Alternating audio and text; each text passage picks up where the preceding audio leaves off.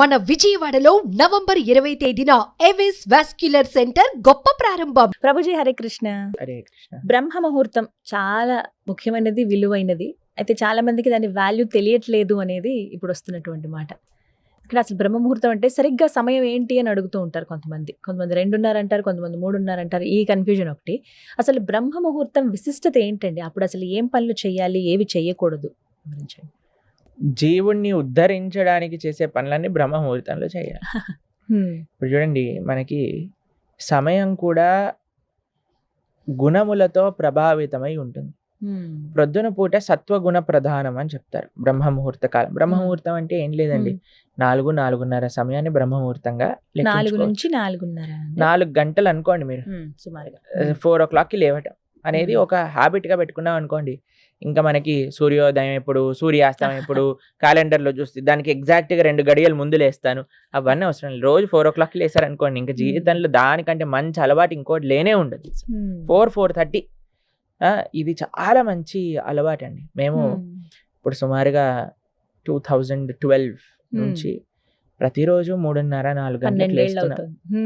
కాబట్టి మాకు తెలుసు ఆ అనుభూతి. ప్రొద్దున పూట బ్రహ్మ ముహూర్తంలో లేచి ఆ సాధన చేసుకోవటం, దానివల్ల వచ్చే శక్తి, దానివల్ల వచ్చే ఒక భగవద్ అనుభూతి, దానివల్ల మనకి లభించే ఒక పాజిటివిటీ, మానసిక బలము అనేది చాలా విశేషం. మనం వినే ఉంటారు మీరు చిన్నప్పటి నుంచి, early to bed early to rice keeps a man healthy wealthy and wise అంటారు. 3 విషయాలు. ఎవరికి హెల్దీగా ఉండాలి అని ఉండదండి, ఎవరికి వెల్దీగా ఉండాలని ఉండదండి, ఎవరికి వైజ్గా ఉండాలని ఉండదండి. కాబట్టి ప్రొద్దున పూట లేవాలి. అంతేగాని మనం రాత్రంతా సీరియల్లు, సినిమాలు, వాట్సాప్లు చూసుకుంటూ ఉన్నాం అనుకోండి, ప్రొద్దున పూట లేవలేదనుకోండి, సూర్యుడు ప్రత్యక్ష దైవము అని అంటారు. భగవంతుడి యొక్క నేత్రములలో సూర్యుడు, చంద్రుడు ఉంటాడు. స్వామి యొక్క అంశ ఆ సూర్యుడి లోపల అందుకే మనం సంధ్యాబంధనం చేసినప్పుడు సూర్య మండల మధ్యలో ఉండే నారాయణుడికి మనం అర్ఘ్యం సమర్పణ చేస్తాం అనమాట. సంధ్యావందనం చేసేటప్పుడు ఆ మంత్రాలు మనం చేసుకున్నప్పుడు ఆ అనుష్ఠానంలోకి వస్తాయి. అప్పుడు స్వామియే సాక్షాత్తుగా, ఇప్పుడు చూడండి, మీ ఇంటికి ఒక పెద్ద వచ్చారనుకోండి, మనం హ్యాపీ పడుకొని ప్రొద్దున పూట 10 గంటలకు లేసి వచ్చాడా ఆయన, బాగున్నాడా, తిన్నాడా అని మనం వెళ్ళిపోతామండి. ఉంటాడు ఆయన. వచ్చే లోపలనే లేచి మనం అన్ని సిద్ధం చేసుకొని రూమ్ అంతా క్లీన్ గా నీట్ గా పెట్టుకొని ఆయనకు కావాల్సిన వస్తువులన్నీ పెట్టుకొని రెడీగా ఉంటాం. అంతే కదండి. అలానే సాక్షాత్తుగా భగవంతుడు సూర్యమండల మధ్యలో ఉద్భవిస్తూ ఉన్నప్పుడు ఆయన వచ్చే లోపలే మనం రెడీ అయిపోయి ఆయనను స్వాగతించడానికి రెడీగా ఉండాలి. ఆ సమయం ఎంతో ఇంపార్టెంట్. మీరు చూడండి, చిన్నప్పుడు ప్రొద్దున లేచి చదువుకో బాగా ఎక్కుతుంది, ప్రొద్దున లేచి చదువుకో బాగా ఎక్కుతుంది. నేను చదువుకునే సమయంలో అండి, ఇంజనీరింగ్ చేసేటప్పుడైనా 10th 11th 12th ఏ టైంలోనైనా ఏం చేసేవాళ్ళం అంటే ప్రొద్దున్నే లేసేవాళ్ళం. ఎగ్జామ్ ముందు లేచి, అయితే చాలా ప్రొద్దున పూట లేసినప్పుడు నిద్ర వచ్చేదన్నమాట. అప్పుడు మేము ఒక స్టడీ చూసాం అనమాట. ఏంటంటే ప్రొద్దున పూట లేసాక ఎప్పుడైనా ఆపిల్ తింటే నిద్రపోతుంది అని. అయితే ప్రొద్దున పూట లేసి స్నానం చేసి ఆపిల్ తినేసేవాళ్ళం. నిజంగా నిద్ర వచ్చేది కాదు, ఇంకా చదువుకుంటూ ఉండేవాళ్ళం. మేము ఎక్కువ చదివే వాళ్ళం కాదండి, ఉత్తే ఎగ్జామ్ ముందే అలా చదువుకొని వెళ్ళిపోయేవాళ్ళం. అన్నిట్లో ఫుల్ మార్కులు వచ్చేసేవి అనమాట. జ్ఞాపక శక్తి బాగుంటుంది. అయితే అది చాలా ప్రభావితం చేస్తుంది. అప్పుడు చదువు ఎలా బాగా అయితే చదువుకోగలిగామో, ఇప్పుడు ఆధ్యాత్మిక సాధన కూడా అంత బాగా చేయగలుగుతున్నాం. ప్రొద్దున్నే లేసి జపం చేసుకోగలుగుతాం. రాత్రి ఎంతసేపు అయినా వెలుకుని ఉంటాం కానీ తెల్లారి మాత్రం లేవలేమండి అంటారు చాలా మంది. ఎందుకో తెలుసా అండి, దాన్ని రాక్షస ప్రవృత్తి అంటారు. ఎందుకంటే రాక్షసులకు నిశాచరులు అని పేరు. తెలిసినా మీకు? రాత్రిపూట తిరుగుతాయి. ఇప్పుడు చూడండి, ఇంట్లో పిల్లలకి ఏం చెప్తాయి, రాత్రిపూట అన్ని దయ్యాలు ఉంటాయి, పడుకోండి అని చెప్తాను చిన్నప్పుడు ఉన్నప్పుడు. అదే మనం పెద్దవాళ్ళు రాత్రులంతా తిరుగుతూ ఉంటారు. దయ్యాలు ఎక్కడో కాదు, ఎవరైతే రాత్రిపూట తిరుగుతారో వాళ్ళే దయ్యాలు. కాబట్టి మనము ఒక మంచి మనిషి, ఒక మంచి బిహేవియర్ ఉన్న, డిసిప్లిన్ ఉన్న వాళ్ళు ఏం చేస్తారు అని అంటే త్వరగా పడుకుంటారు. మీకు ఒక విషయం చెప్తానండి, ఇక్కడ ఇండియాలో నేను చూస్తే చాలా మందికి 10-11 కామన్ టైం నిద్రపోవడం. 11:30 12. మీకు ఒక విషయం చెప్తే ఆశ్చర్యపోతారు. ప్రపంచంలో మేము ఎక్కడికి వెళ్ళినా చూస్తాము 6, 6:30, 7, 7:30 కల్లా అన్ని మూసేసుకొని పడుకుంటారు. అంటే సాధారణంగా పల్లెటూర్లలో ఇలా చూస్తాము. ఇప్పుడు పల్లెటూర్లలో కూడా అన్ని ఊర్ల పైన డిష్లు ఉన్నాయి కదండి, వాళ్ళు కూడా నిద్రపోనివ్వట్లేదు. ఎందుకంటే అన్ని మెయిన్ సీరియల్లు 8:30, 9కే కదా వచ్చేవి. కాబట్టి పల్లెటూర్లలో ఎలా పడుకుంటున్నారు చెప్పండి? పల్లెటూర్లలో లేదు, సిటీలో లేదు, అన్న ఒకటే అయిపోయాయి ఇప్పుడు. ఎక్కడ నిజం అండి అది. సినిమా ఇంకా ఫోన్, టీవీ, ఫోన్ ఎక్కడైతే ఉంటుందో ఎక్కడైనా ఖరాబ్ చేస్తుంది. కానీ మేము పాశ్చాత్య దేశంలో చూసాం, ఆస్ట్రేలియా వెళ్ళినప్పుడు మేము చూసాం, అందరూ 7:30 అయిపోయింది అంటే అసలు ఏదైనా కర్ఫ్యూ ఉందా అని అనిపిస్తుంది అనమాట. అలా ఉండిపోతుంది, అందరూ పడుకుంటారు, లైట్లన్నీ ఆఫ్ అయిపోతాయి. ప్రొద్దున పుట్ట అందరూ లేచి ఎంత మంది మేము సంధ్యావందనం చేసుకోవడానికి వెళ్తూ ఉండేవాళ్ళం అనమాట నదీ తీరానికి.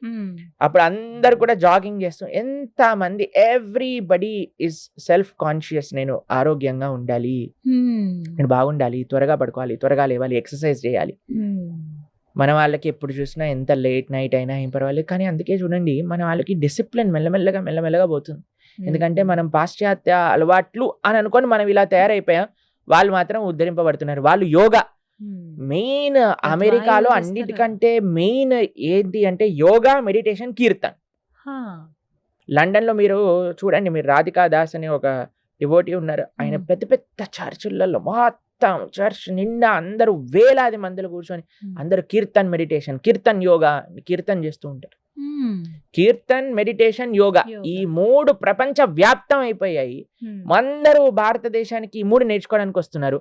మనవారు మాత్రం రాత్రిపూట ఓటీటీలో ఆ వెబ్ సిరీస్ చూసుకుంటూ టైం గడిపేస్తారు. ఏమైనా కొన్ని టిప్స్ చెప్పండి ప్రభు. ఎర్లీ మార్నింగ్ ఏం లేదు, ఫోన్ తీసి అవతల పడేయండి. 8:30 అయిందంటే ఫోన్ స్విచ్ ఆఫ్ చేసేసండి. ఏమి ప్రపంచం మునిగిపోదు నువ్వు ఫోన్ ఆఫ్ చేయటం వల్ల, అది గుర్తుపెట్టుకోవాలి. అందరు అనుకుంటారు, వామ్మో నా ఫోన్ లేకపోతే, నేను ఫోన్ ఆన్సర్ చేయకపోతే, నేను మెసేజ్కి రిప్లై చేయకపోతే ఏమవుతుంది? ఏమీ అవ్వదయ్యా, ఏమీ అవ్వదు. మనం కంట్రోల్ కాదు, భగవంతుడు కంట్రోల్ చేస్తున్నాడు ఈ ప్రపంచానికి. ఒక టైం పెట్టుకోండి, వాట్సాప్ లో స్టేటస్ లో పెట్టండి. ఒక ఆయన చూసి, from today I'm not going to use WhatsApp for next 3 months అని పెట్టాడు. మళ్ళీ నెక్స్ట్ డేనే వాట్సాప్ స్టేటస్ పెట్టాడు అనమాట. అలా కాకుండా మీరు ఏం చేయాలంటే ఒక వాట్సాప్ స్టేటస్ లో పెట్టండి, మీ డిస్ప్లే పిక్చర్ పెట్టుకోండి. ఏంటి అని అంటే, after 8:30 I will be not answering any of the messages and calls. కనీసం ట్రై చేయండి మీరు. మీకు ఒక విషయం చెప్తానండి, నిద్ర రాక చాలా మంది కష్టపడుతున్నారు ఈ రోజులలో. దాంట్లో డాక్టర్ ఏం చెప్తాడు తెలుసా అండి, కనీసం పడుకునే 1.5 గంట ముందు నుంచి స్క్రీన్ చూడకూడదు అంట. 12 hours. ఆ స్క్రీన్ వల్ల, స్క్రీన్ లో నుంచి వచ్చే ఆ లైట్ మనస్సుని హైపర్ యాక్టివ్ చేసేస్తుంది అనమాట, నిద్ర రానివ్వకుండా. అందుకే అన్నిటికంటే బ్యాడ్ హ్యాబిట్ ఏంటి అంటే, రాత్రి పడుకునే మరుక్షణం వరకు ఫోన్ చూసి ప్రొద్దున లేవంగానే ఫోన్ చుట్టు.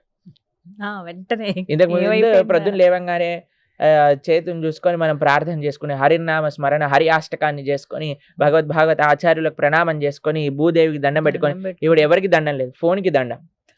అమ్మా ఛార్జింగ్ ఉందా లేదా, అమ్మో ఛార్జింగ్ అయిపోయింది, ఛార్జింగ్ తొందరగా పెట్టండి, ఏ మెసేజ్లు వచ్చాయో ఏమైందో. మొత్తం ప్రపంచాన్ని ఈయన నడిపేస్తున్నట్టుగా. కాబట్టి మా సిన్సియర్ అడ్వైస్, మీకు ఏదైనా కావాలంటే ఒక డిసిప్లిన్ మెయింటైన్ చేయండి.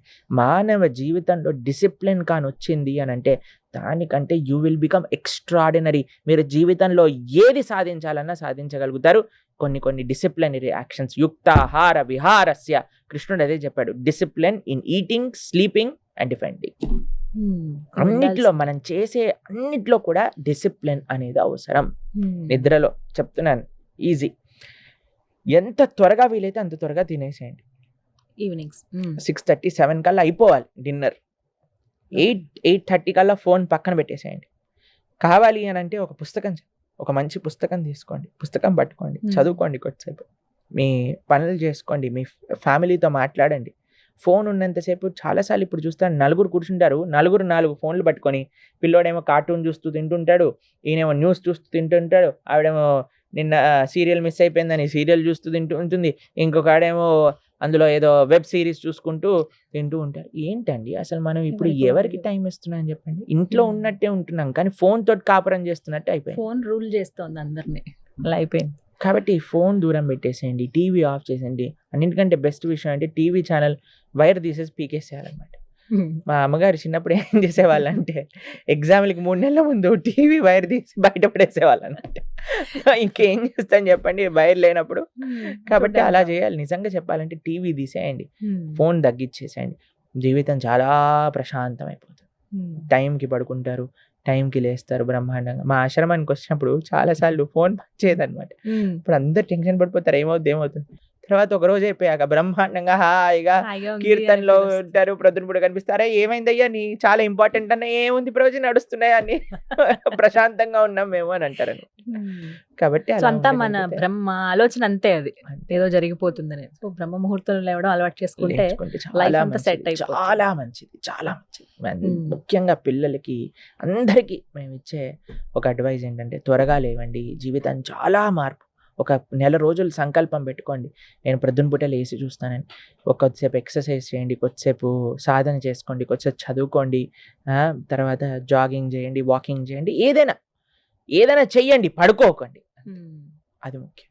రైట్, చాలా చక్కగా వివరించారు ప్రభుజీ. హరే కృష్ణ. హరే కృష్ణ.